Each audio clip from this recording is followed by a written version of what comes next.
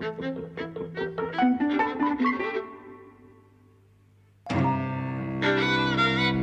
everybody, and welcome to Eavesdropping at the Movies. I'm Jose. I'm Mike. So we went to see The Tower.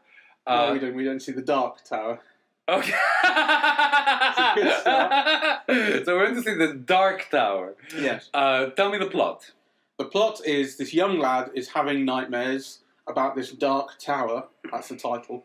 And it's sort of getting destroyed. Matthew McConaughey's a bad dude who wants to take this tower down. The tower keeps all of the darkness away from the various worlds. And then it turns out that they're kind of real. And these kids seem to be being, like, they're having their minds weaponized to take down this tower. Yes. This tower keeps darkness away, and it keeps the world sort of happy and in check and whatever. And then it turns out that there are these... He can access this other world. It's actually real. It's not a nightmare. And he has some sort of telepathic, sort of clairvoyant access to the world. There are portals, so you can actually go to this other world, and that's what he ends up doing. Because he wants to escape the baddies who are after him. Okay, I think for me also what's important in the plot that, people might kind of want to bear in mind is that he's got a stepfather, his father's dead, both the stepfather and the mother think that he's got psychological problems, and they're basically going to send him to a camp to get help. But actually that camp is really part of the plot, to kidnap the child and take him into another dimension. Yeah, the camp is the bad guys. The camp is the bad guys. So the child escapes, and when he escapes into this other dimension, the first person he meets is the shooter, who is Idris Elba, who is one of the protectors of this dark tower. Yeah, the gunslingers, they call them. Gunslinger. and they seem to have this ancient sort of oath to protect the tower. Yes. And he seems to be the only one left. His dad has died, and you see that. Yes. And so he's the last one, and he's not really that committed to it anymore. He's more committed to revenge. Yes. So basically kind of the two narrative strands are the gunslinger finding purpose again in defending the tower and finding the value in his ancient purpose, and the child discovering himself and the power he wields. Mm. So kind of those two things kind of go together and really kind of take us to the finale of the film. So that's the plot, really. But what do you think the film is about? It's a great question. Let's come back to it. Yeah, because if we're talking about, is the film good or is it not good, then actually, something about what it's about and how it deals with is kind of central, really. It does have this. It's a movie for kids, really, essentially. Yes. And I think it's quite good in the sense that if I'm a young boy who's watching this film, I think I find it very easy to relate to that kid. Because all kids think they have problems. All kids think that people are after them, and all kids think that this and the elements of fantasy and horror, like, I can totally see if it's in any way, similar to the books on which it's based. I can see why the books are popular. Yes. You know what I mean? I think it's blue. I find the world that it's set in very credible, and the characters very credible, and I want to see the rest of the films now. Yes. Well, the Stephen King books are very popular. I think there's 7 of them now, and actually the movie has very much made me want to see it. So it's had kind of very negative reviews, and I can see why it has. But actually, I like it very much. Really. Has it had negative reviews? I've no idea. It's had poor reviews, and it's done poorly in the U.S. box office. Let me have a look. I'm just going to find the box office figures. Okay. The Dark Tower. Box office. I think as of last week it had done something like 30 million. So it's got a 60 million production budget, domestic total of 40 million so far. Yes, so that's 71 in total worldwide, which is not great. It's poor. It's better than not great. And it's been out since the 4th of August. Yeah. So it's been out for several weeks.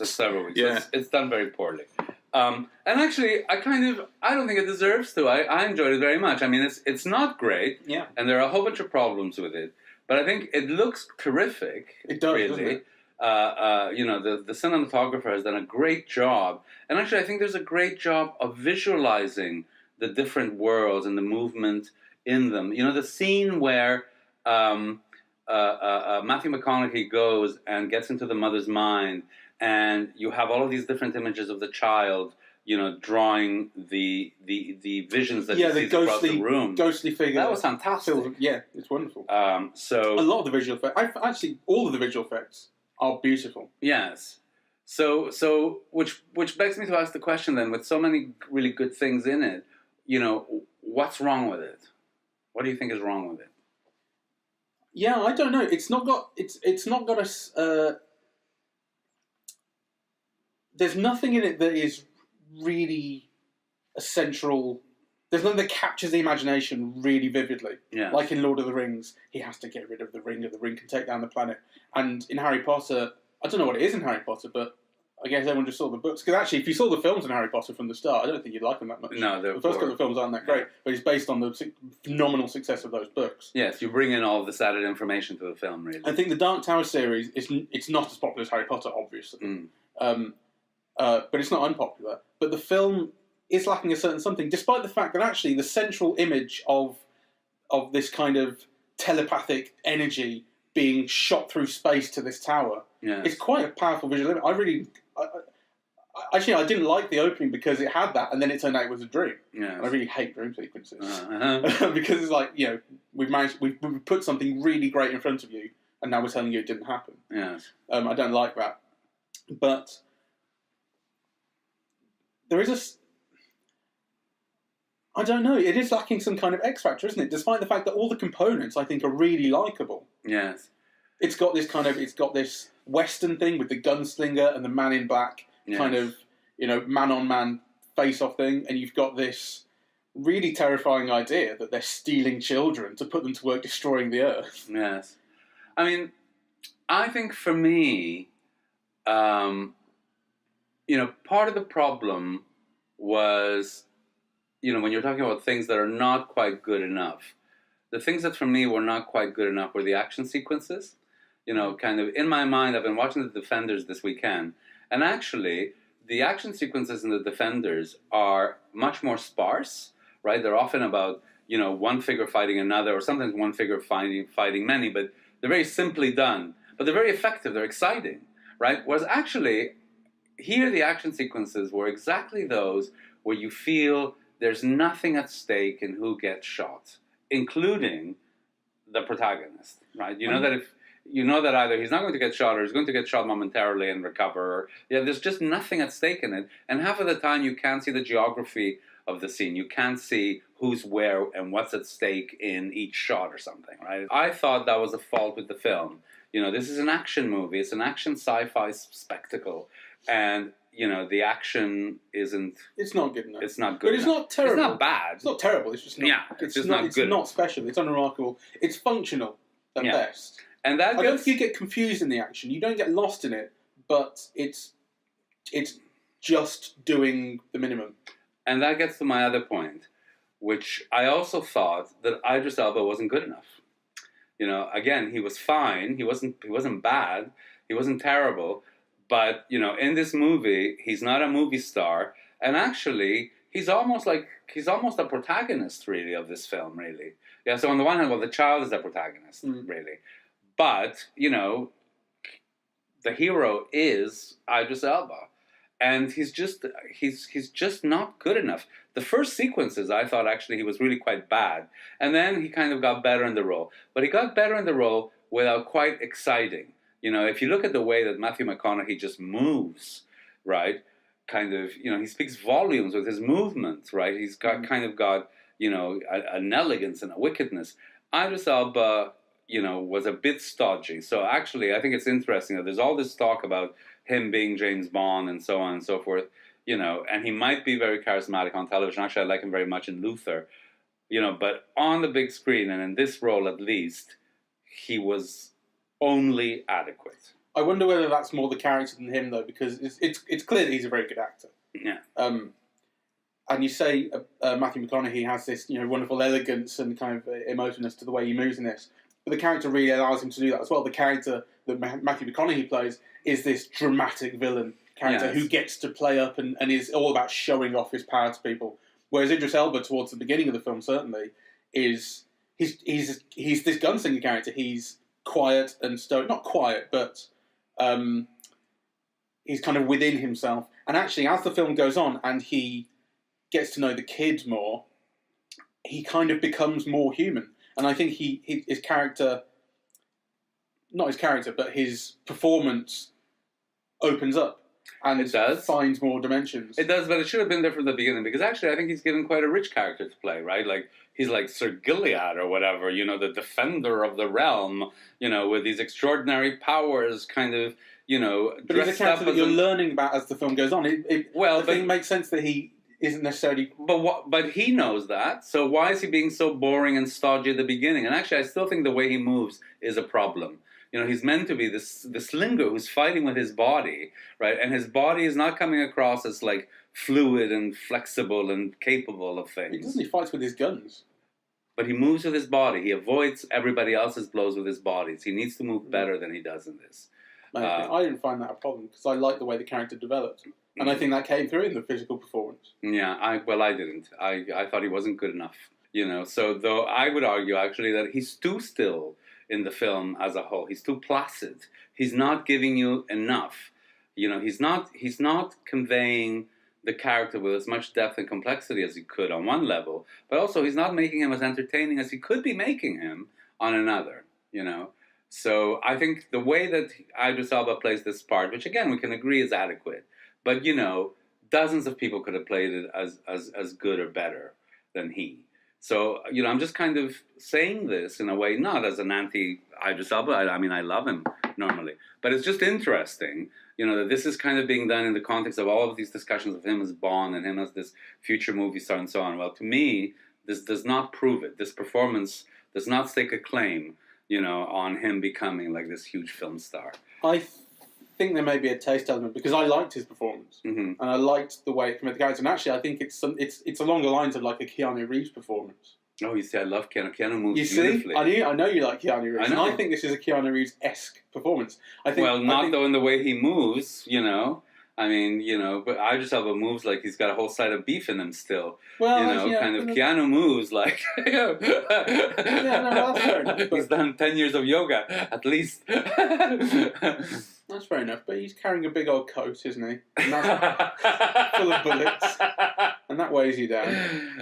I see what you mean up to a point, but I liked it. I thought his character was easily likable, very relatable from the start.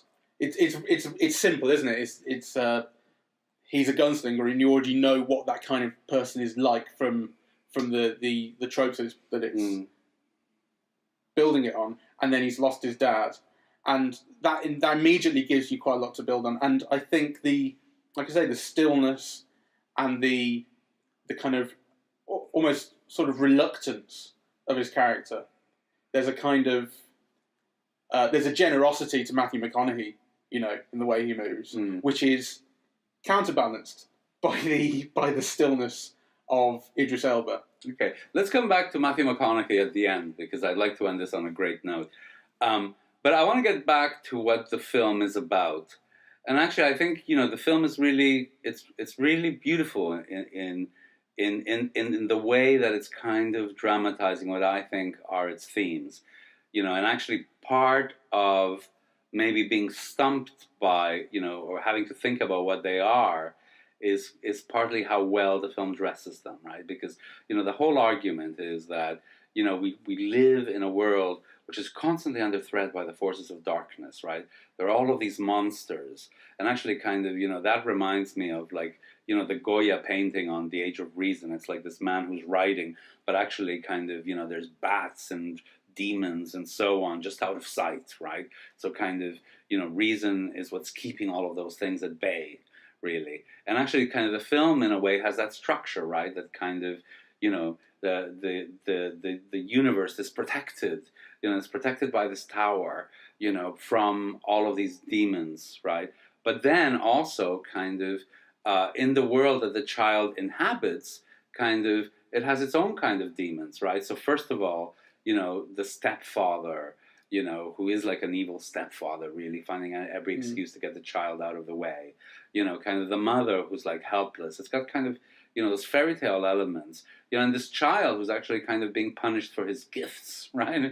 Yeah. And in the meantime, the world he inhabits is a world in which kind of people put on masks, right? That they are not what they seem, that actually that which is familiar can also be the most dangerous, right? That which should protect you is also that which is the greatest threat to you.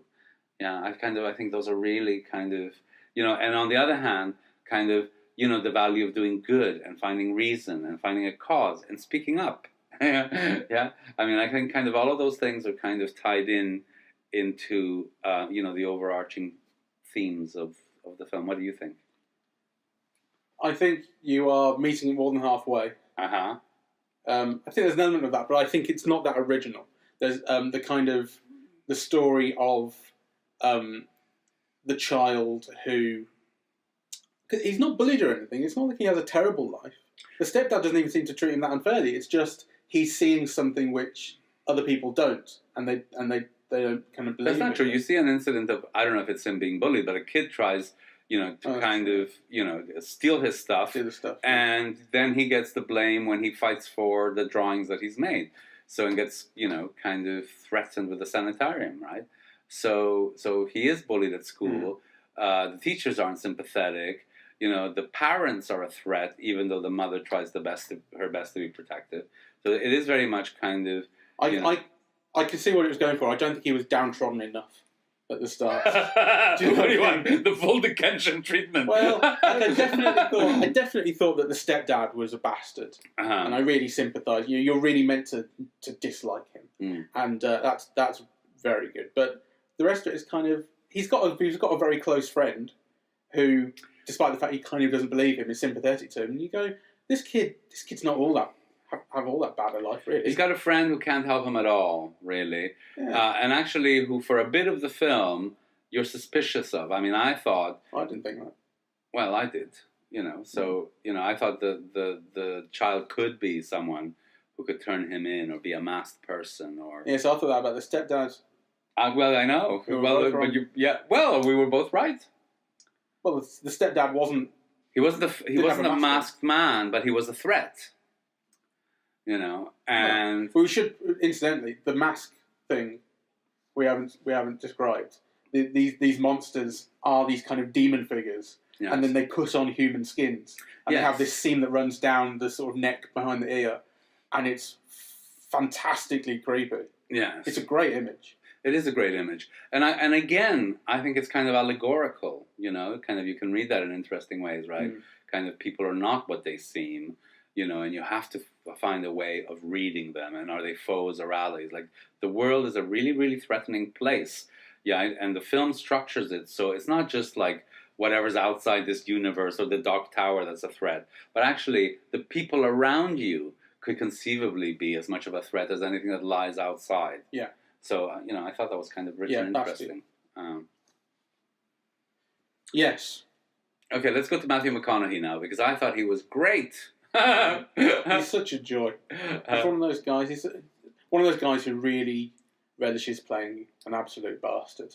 Yes, like Hugh Grant. It's interesting, right? Because for a long time I don't like him, or I didn't like him because he personified smugness, right? He was so good looking and kind of so full of himself, really.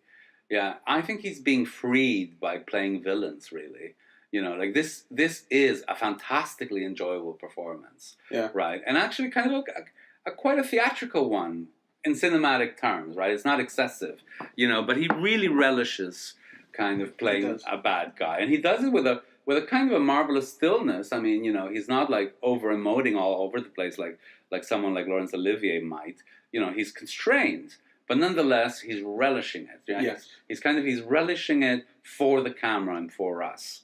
And actually, he constantly has his shirt open halfway. No, that's not true. Down to his chest, all the time.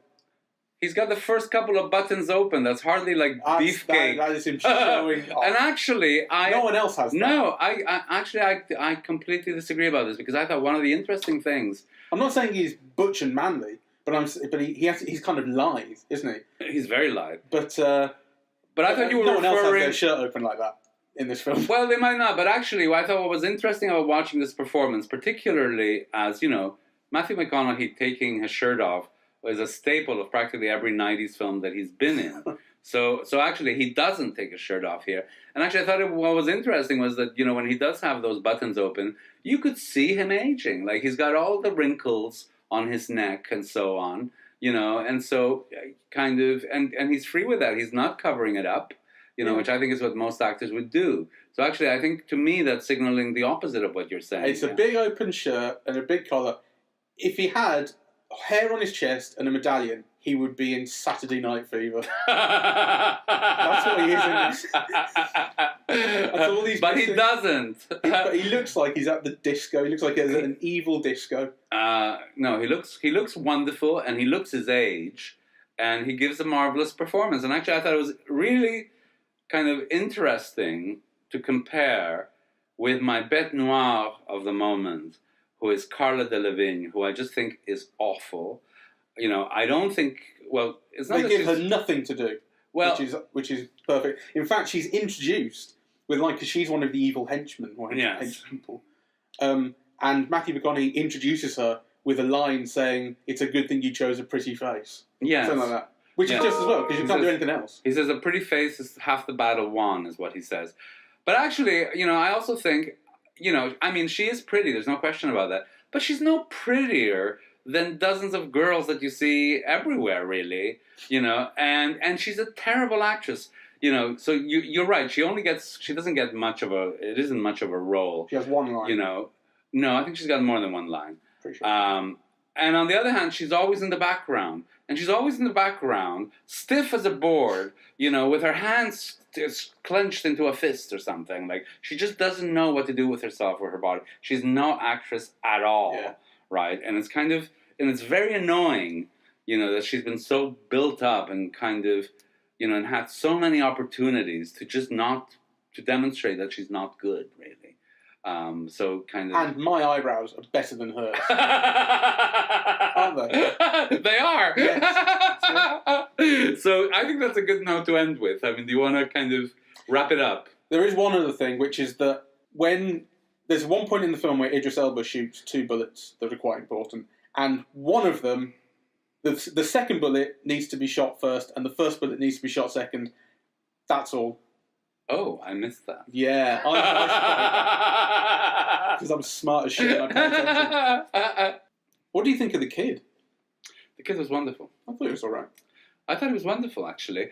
And, I thought, he conveyed everything very well, and I liked, he looks like somebody who's just turned 14 or 13, right? Like, who's just become an adolescent, and he's got kind of this gaucheness. I was noticing that, like, his hands are almost like too big for his body. It's almost like he's going to grow into his hands. So I think kind of he captures, that bewilderment of what's happening to him, but then the kind of the growing into it, the fun, the learning and understanding, and then taking hold of this power that he has, or that he's realizing that he has. That's why it's always kind of young adults and teenagers, isn't it? That these stories are about, where everything in life is changing. Yes. And then in fantasy and sci-fi, you amplify that by saying, and there's monsters and magic. Before we end, actually, one of the things that I did want to talk about was, what's it called, 4D or 4X? 4DX. 4DX. Your views, please. So 4DX, for those who aren't aware, is this new way of watching movies in the cinema where the seat moves and they have air jets that blow in your head and the seat pokes you in the back and water sprays on you and there's flashing lights and smoke and fans, all these extra things to try and make a theme park ride out of it, although they will say it's, put you in the movie, make it more realistic. We've seen one other film in 4DX before, which was Doctor Strange. Yes. And that film really overdid it. Everything was on all the time. It was just when 4DX had started in this country. I hated it. Yeah, because I think the thing about 4DX is it has the potential to make bad films enjoyable because it turns them into these events. But it will make a good film worse. It certainly won't make a good film any better. I mean, you could put all this stuff on Citizen Kane And I don't think you'd have a better experience than just sitting there and watching it. It'll make a good film worse. I mean, I think part of my annoyance watching Doctor Strange is that I really love the film, and I found every poke in the back was an interruption to my attention. Yeah. You know? I think in this, I don't know who designed the... Because obviously when a film is made in 3D, for instance, which is still seen as a gimmick, like 4DX is, obviously the people doing that are the visual designers and the director of photography and so on. So... however much of a gimmick it is, it's still built into the kind of creative process of the film. I don't know how much of 4DX is at all. I don't know who says when should the chair move and how should it move and all this sort of stuff. But in The Dark Tower, I thought it was far more restrained than it was in Doctor Strange. Yes. And I enjoyed it for that reason. There were certain effects which just weren't used at all. It didn't splash water, and it didn't flash strobe lights. And so those are probably the biggest distractions. There is one other which is jets of air blowing sort of behind your ear, and it does that when gunshots are fired. And I felt it did that too much. But there were moments when it did that almost out of nowhere, which made me jump, and not in a kind of crap Ghost Train. They're only doing it to get a rise way, but actually it matched with the on-screen drama and made sense. And I felt actually enhanced it. I think the rumbling of the chair worked with the on-screen action. It's really restricted just to the action sequences. There's very few moments outside of those where it's really doing anything. Yeah, you sometimes do get smoke, in the front of the cinema, like billowing. There are moments, but obviously it's so unnecessary. It's not a necessity for anything. But in this film, I was pleasantly surprised by how little it distracted me and how, on some occasions, it actually enhanced the experience. It's like a Brechtian device saying, you're only watching a movie and we're not going to let you watch it properly. Have a blow. But I actually thought that in this film, to me, it also kind of worked. And I think your theory about, it can make some films that are not great better. And, it could be a distraction to, like, really good films. I think that's where I stand on it.